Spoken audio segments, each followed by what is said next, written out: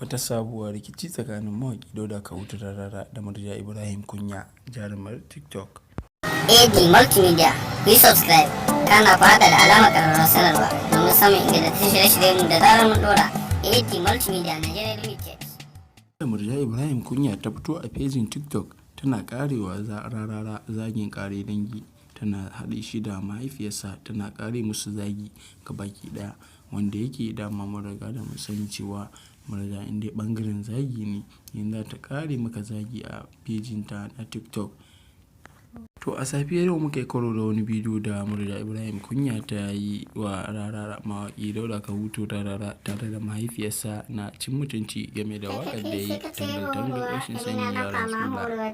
Tsuleli ya ki tauraron ayye Murja in kika zo Kano ina zaki ayye domin ɗanki ɗan naki ayye Murja bai da gida a nan Kano balle mota ko filin da za ku je yawon caca. Ke tsuleli ya ki sauraron wayo Murja gwara ki tattara ki dai koma ayye Murja ko ki wuce Abuja can yankin Jabi. In kika je Abuja ke tsuleliya in baki ganshi baki dan kirawo ni Murja zana miki hanya saki je Matuwe. Can Matuwe yanki ne yankin Lagos.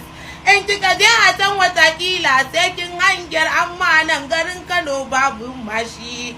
In kwaya zo garin Kano ɗan nan naki ni ya ce wani ce karuwa a nan cikin waya yayi min taski sani ban ɗaɗɗauka ba. Cikin wannan waka ne Murja Ibrahim Kunya ta wanke Dauda Kahutu Rarara da mai wankin babban bargo a ciki tare da mahaifiyarsa.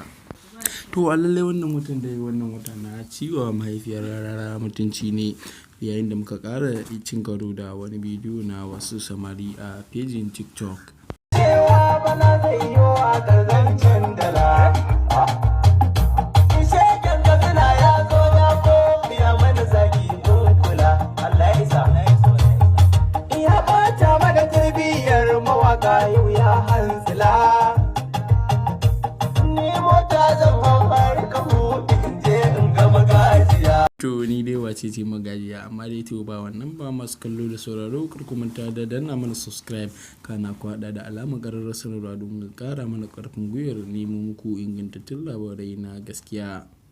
Ku bi mu a wannan tasha, akwai sabuwar waka da mawaƙin Kwankwasiya ya yi mai suna Tsuleliya mai siffar jemagiya a shekaran jiya ya sake ta.